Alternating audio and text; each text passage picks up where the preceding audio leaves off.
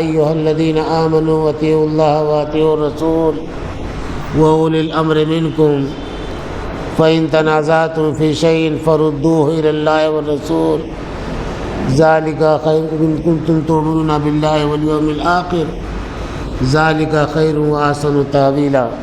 حضرات، دینی اور ملی بھائیوں، قرآن مجید کی جو آیت میں نے پڑھی ہے وہ سورہ نساء کی آیت آپ بار بار سنتے بھی ہیں، پڑھتے بھی ہیں، اس پر غور بھی کرتے ہیں۔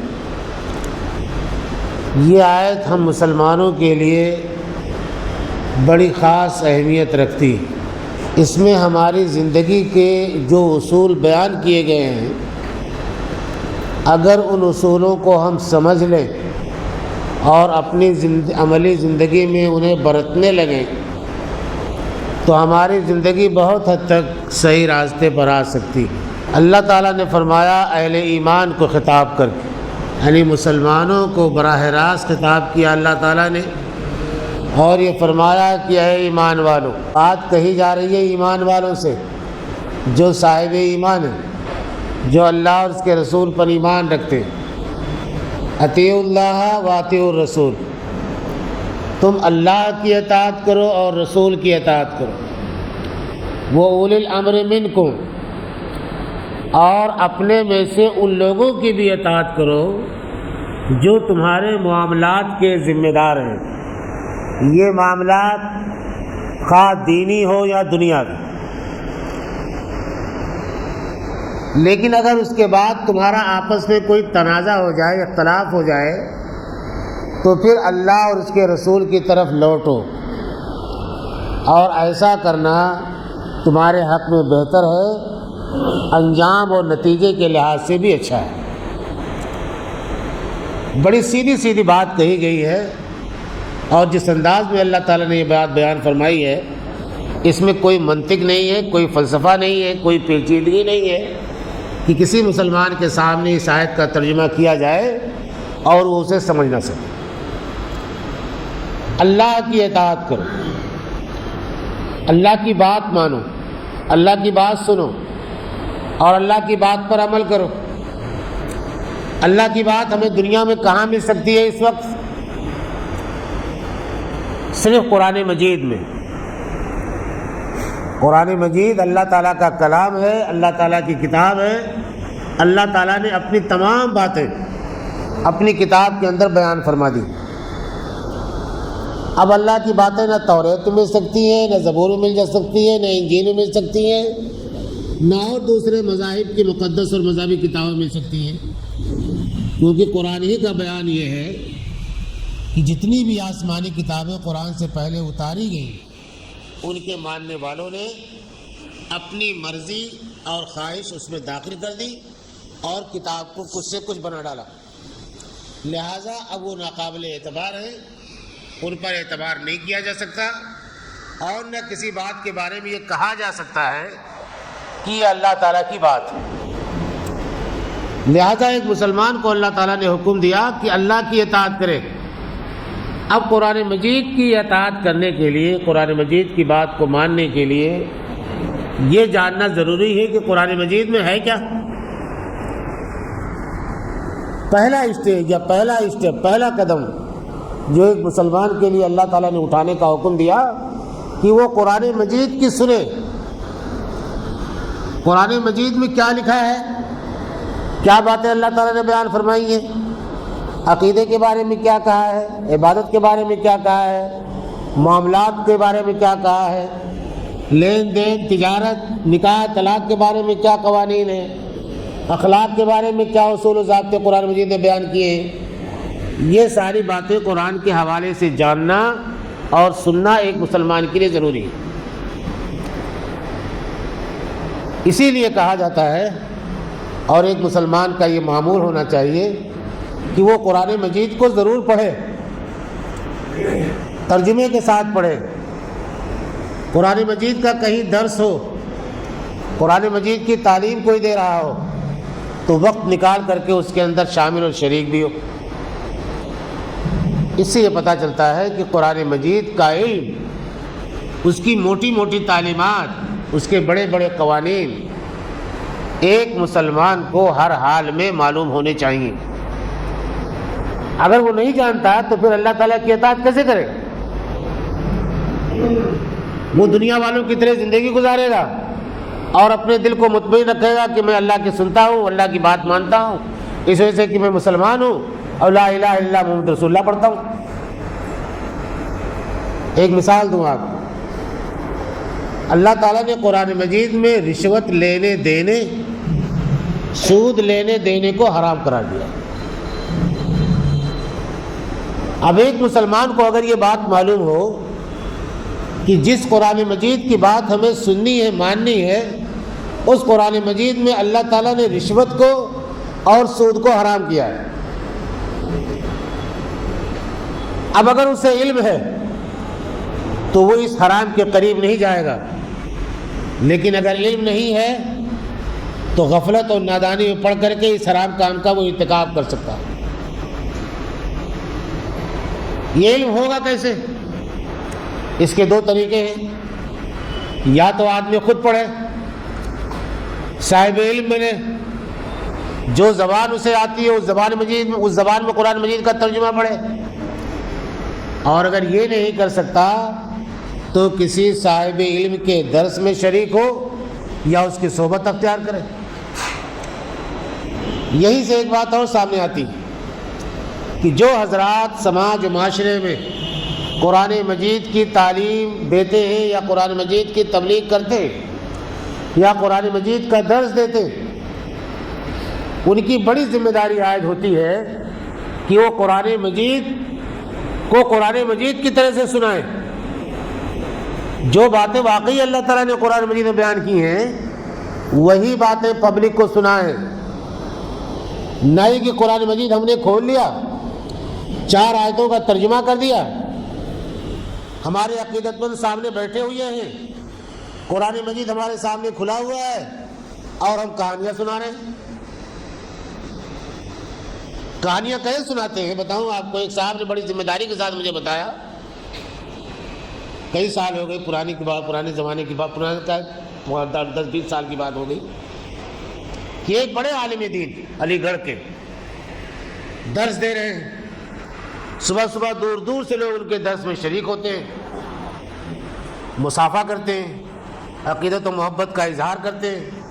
بڑی اچھی بات ہے، عالم سے عقیدت رکھی جائے۔ ایک دن کے درس کا واقعہ انہوں نے براہ راست مجھے سنایا کہ عالم صاحب نے قرآن مجید کی چند آیتوں کا ترجمہ کیا، اس میں ایک آیت ایسی تھی جس کا ترجمہ یہ تھا کہ اللہ تعالیٰ کے اولیاء کو کوئی غم نہیں ہوگا، کوئی افسوس نہیں ہوگا، وہ اللہ تعالیٰ کے بڑے محبوب بندے ہیں۔ قرآن مجید میں ولی کا لفظ آیا ہے، ولی کا مطلب ہوتا ہے اللہ کا دوست یا اللہ کا محبوب بندہ، اور وہ شخص جو اسلام پر پورے طور پر عمل کرتا ہے وہ ولی۔ انہوں نے ولی کا تذکرہ آیا تو ایک کہانی سنائی کہ فلاں مزار پہ میں گیا، وہاں دیکھا ایک بڑا پتھر رکھا ہوا ہے، بڑا بھاری پتھر ہے، 2-4 آدمی اس میں نہیں کھسکے گا، لیکن اعجاز یہ ہے، کمال کی بات یہ ہے کہ اگر اللہ کا نام لے کر کے اس پتھر کو کھسکانے کی کوشش کرو گے تو پتھر نہیں کھسکے گا، نہیں اٹھے گا، لیکن جس بزرگ کے مزار پر وہ پتھر رکھا ہوا ہے اس بزرگ کا نام لو اور انگلی لگا دو پتھر کے نیچے، پتھر اٹھ جائے گا۔ اس کہانی کا قرآن مجید سے کیا تعلق ہے بتانا میں یہ چاہ رہا تھا۔ اس کہانی کا قرآن مجید سے کیا تعلق ہے؟ قرآن مجید تو غیر اللہ کی پرستش کو، غیر اللہ کے سامنے سر جھکانے کو، غیر اللہ سے فریاد کرنے کو حرام قرار دیتا ہے، شرک قرار دیتا ہے، اور آپ قرآن مجید کھول کر کے عقیدت مندوں کے سامنے قرآن مجید کی تعلیم کے خلاف کہانی سنا رہے ہیں۔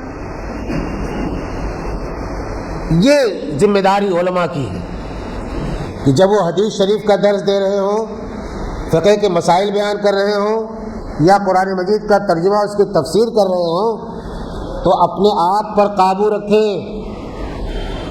زبان سے نکلی ہوئی ہر بات فرشتہ نوٹ کر رہا ہے. آپ قرآن مجید کھول کر، حدیث شریف کھول کر یا دین کا نام لے کر کے مسلمانوں کو کیا بتا رہے ہیں؟ اس کی جواب دہی کرنی پڑے گی، اور بڑی سخت جواب دہی علماء کی ہوگی. عوام تو بیچارے سیدھے سادے، وہ تو عالم سے عقیدت رکھتے ہیں، عالم صاحب نے جو بتا دیا اس پر عمل کرنے کی کوشش کرتے ہیں. لیکن اگر عالم ہی نے غلط بتا دیا تو پھر عوام کا کیا ہوگا؟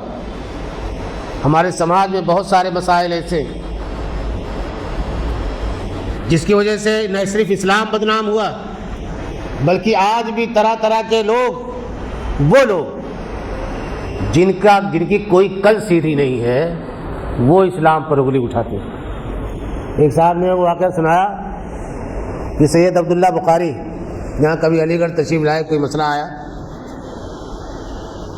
اس وقت 3 طلاق کا مسئلہ کہیں زیر بحث تھا. انہوں نے مجمع میں یہ بات کہی کہ صحیح بات تو یہ ہے کہ کسی بڑے گھرانے کی بچی کے ساتھ 3 طلاق کا مسئلہ پیش آتا ہے تو بڑی خاموشی کے ساتھ ہمارے ہی علماء اسے کسی اہل حدیث مفتی کے پاس بھیج کر کے مسئلہ حل کرا دیتے ہیں. لیکن اگر کسی غریب کے گھر کا مسئلہ پیدا ہوتا ہے تو اسے حلالہ کرانے کا حکم دیتے ہیں. بدترین زنا جس کا اسلام میں کوئی جواز نہیں، ساز باز کے ذریعے سے نکاح کرنا حرام. اس نیت سے نکاح کرنا ہے کل میں اسے طلاق دے دوں گا، یا یہ تصور کرنا کہ ایک رات کے لیے نکاح ہو جائے گا تو یہ عورت اپنے پہلے شوہر کے لیے حلال ہو جائے گی. فقہائے کرام کا، خاص طور سے حنفی فقہاء کا یہ مسئلہ اسلام کے خلاف، اسلام کے مزاج کے خلاف، اسلام کے نظام عزت و عزت کے خلاف. لیکن اگر آپ حدیث پڑھنے کی بات آتی ہے، رسول کی اطاعت کرو. حضرت عمر رضی اللہ تعالیٰ عنہ نے اپنے زمانے میں یہ قانون بنایا کہ اگر کوئی شخص حلالہ کرنے والا یا کرانے والا میرے پاس لایا گیا تو میں اسے رجم کرا دوں گا. یہ مسئلہ آج کا نہیں ہے، یہ مسئلہ ہمیشہ سے اٹھتا رہا. جن کے دلوں میں چور ہے اور جو بےایمان ہیں یا اسلامی قانون کا غلط استعمال کرنا چاہتے ہیں، وہ اس طرح کے چور دروازے کھولتے تھے. اسی بنیاد پر حضرت عمر رضی اللہ تعالیٰ عنہ نے فرمایا کہ اگر کوئی شخص ایسا کرتا ہوا پایا گیا تو میں اسے پتھر مار مار کر ہلاک کروا دوں گا. تو اللہ کی اطاعت کی بات جب کی جاتی ہے تو اس کا مطلب یہ ہے کہ خالص قرآن مجید، اور اتنا علم تو ہونا چاہیے ایک مسلمان کو کہ موٹی موٹی باتیں قرآن مجید کی کیا ہیں. جواب دہی آپ کو اکیلے اللہ تعالیٰ کے یہاں کرنی ہے. یہ کہہ کر کے آپ نہیں بچ پائیں گے کہ اللہ تعالیٰ فلاں عالم نے اور فلاں مفتی نے مجھے غلط راستہ دکھا دیا، میں کیا کرتا. عقل دی ہے اللہ تعالیٰ نے آپ کو، سوچنے سمجھنے کی طاقت دی ہے. اپنی سوچ کا استعمال کیجیے، عقل کا استعمال کیجیے.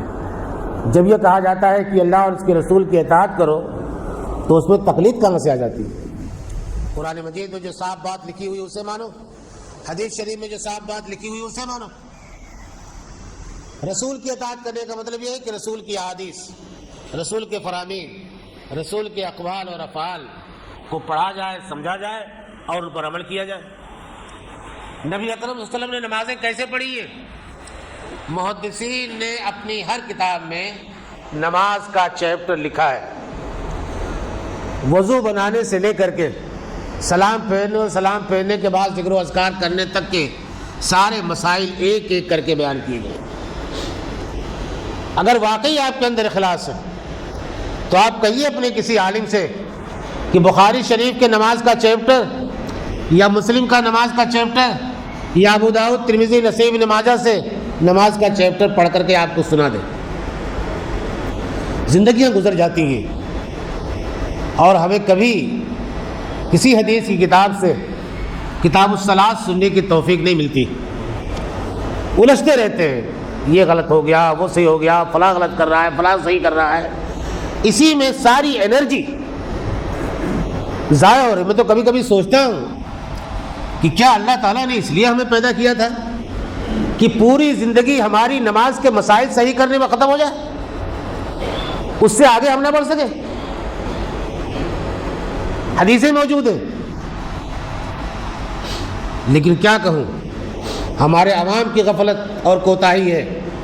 آپ جس مسجد میں نماز پڑھتے ہیں اس مسجد کے امام سے یا عالم سے کہیے کہ آپ کو بخاری اور مسلم سے نماز کا چیپٹر پڑھ کر کے سنائے. وہ اگر نہیں سناتا تو آپ دباؤ ڈالیے اس کے اوپر, یا ایسا عالم لے کر کے آئیے جو آپ کو نماز کا چیپٹر پڑھ کر کے سنائے.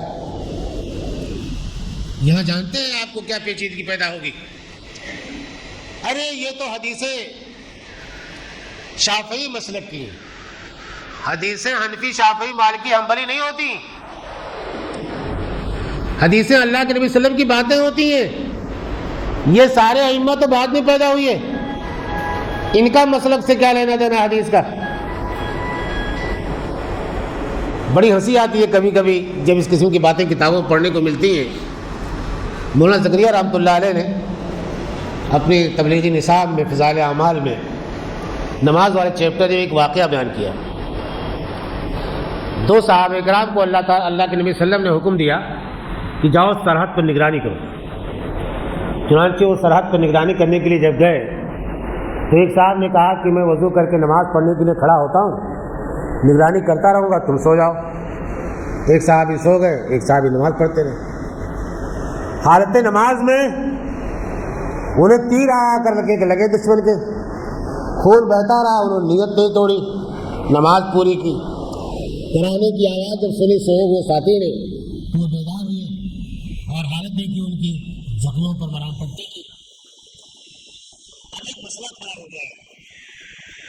فقہ حنفی میں یہ لکھا ہوا ہے کہ اگر وضو کرنے کے بعد کہیں زخم سے خون بہہ جائے, ایک تو زخم ہے, پھنسی ہے, پھنسی پھوٹ جائے وہیں رہے زخم یا خون یا پیپ, تب تو وضو نہیں ٹوٹے گا. لیکن اگر اس جگہ سے بہہ جائے تو وضو ٹوٹ جائے گا. اور یہاں صحابی جو نماز پڑھ رہے تھے ان کو تیر پر تیر لگتے رہے, پورا خون, پورا جسم خون سے لہولہان ہو گیا. اب ان کی نماز رہے گی یا ٹوٹ جائے گی؟ مولانا زکریا رحمۃ اللہ علیہ نے کتاب پر حاشیہ لگایا نیچے کہ یہ امام شافعی کا مسلک ہے. کیا کہا؟ یعنی وہ دونوں صحابی امام شافعی کے مسلک پر عمل کر رہے تھے. امام شافعی کا اس زمانے میں وجود تک نہیں تھا. سیدھے سیدھے مولانا اگر یہ لکھتے کہ بھائی یہ جائز ہے اور ہماری فقہ کا یہ مسئلہ صحیح نہیں ہے, بلکہ خون بہہ جائے تو وضو نہیں ٹوٹتا. صحابہ کرام حالت جنگ میں نماز پڑھتے تھے. صلاۃ الخوف کا باقاعدہ مسئلہ بیان کیا گیا قرآن مجید کے اندر. کیا جنگ کی حالت میں زخم نہیں لگتے, خون نہیں بہتا؟ اس میں خون دھونے کے لیے نہیں کہا گیا, بلکہ اسی حالت میں نماز ادا کرنے کا حکم دیا گیا. تو جب آپ حدیثیں پڑھیں گے تو جو ہماری آنکھوں پر پٹی باندھ دی گئی ہے یا بعض مسائل کے حوالے سے ہمیں جو ادھر ادھر دائیں بائیں کیا جا رہا ہے وہ حقیقت آپ کے سامنے آئے گی اور آپ انشاءاللہ صحیح راستے پر آئیں گے. تیسری بات جو کہی گئی اس آیت میں کہ وہ اولی الامر منکم, اپنے میں سے ان لوگوں کی بھی اطاعت کرو جو تمہارے معاملات کے ذمہ دار ہیں. یعنی مفسرین نے تفسیر کرتے ہوئے دو لوگوں کو اس کا مصداق قرار دیا, اسلامی حکومت کے عمراء اور حکام اور دینی میدانوں میں کام کرنے والے علماء اور فقہا. یعنی حکمراں اور علماء یہ مراد ہے اولو الامر منکم سے کہ ان کی بھی اطاعت کرو. آپ ترتیب دیکھیے, اللہ کی اطاعت کرو, رسول کی اطاعت کرو, اور اپنے میں سے ذمہ دار علماء کی اور حکام کی اطاعت کرو. اب اگر کوئی مسئلہ ہمیں درپیش ہے, اللہ کی کتاب میں ہے, بات یہ ختم ہو گئی. ہمیں کوئی مسئلہ سامنے آیا, حدیث شریف کے اندر اس مسئلے کا جواب موجود ہے, بات یہ مکمل ہو گئی. اب اگر کوئی ایسا مسئلہ پیش آیا جس کا ذکر قرآن میں نہیں ہے, حدیث میں نہیں ہے, تب پھر یہاں ذمہ داروں سے بات کی جائے گی, علماء سے بات کی جائے گی.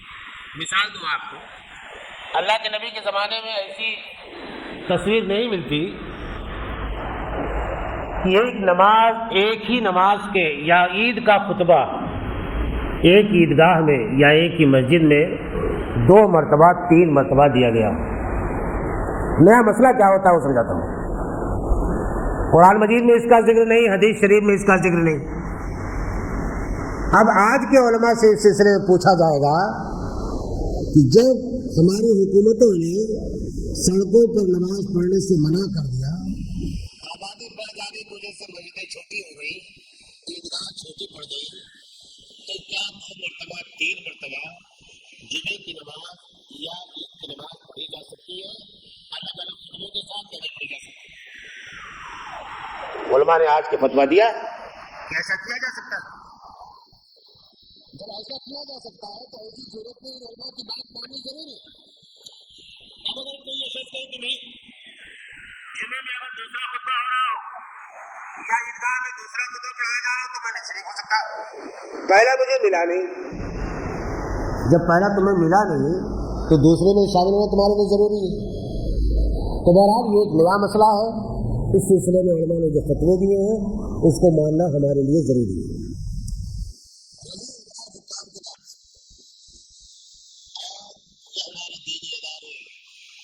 اسکول، مدرسے، مسجدیں، اصلاحی کمیٹیاں یا رفاہی ادارے، یتیم خانے، بیواؤں کی مدد کرنے کے لیے ادارے جو ہم بناتے ہیں، اس کا ایک اجتماعی نظام بنتا ہے، سسٹم بنتا ہے۔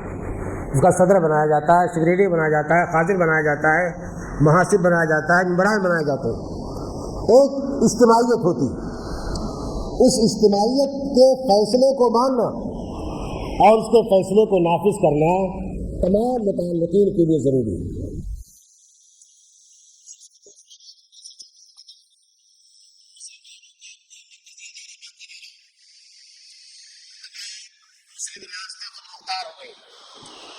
اور اب کوئی سوچتا بھی نہیں ہے کہ مسلمانوں کی کوئی ایک اسلامی خلافت قائم ہونی چاہیے۔ ہر آدمی اپنے اپنے میں مگن ہے، اور مسلمانوں کی عالمی سطح پر کمزوری کی سب سے بڑی وجہ یہی ہے کہ آج ہمارے پاس کوئی مرکزی خلافت نہیں ہے جہاں سے ہماری کوئی متفقہ اور متحدہ آواز بنے اٹھے۔ تو اب تو اسی طرح سے کام ہمیں لینا ہے۔ یہاں اللہ تعالیٰ نے ایک مقام عطا کیا ہے کسی بھی اجتماعی ادارے میں کام کرنے والے ذمہ دار افراد کو۔ ایک تو ان کا مقام اللہ تعالیٰ نے طے کر دیا کہ اللہ اور اس کے رسول کے بعد ان کی اطاعت کرنا ضروری ہے۔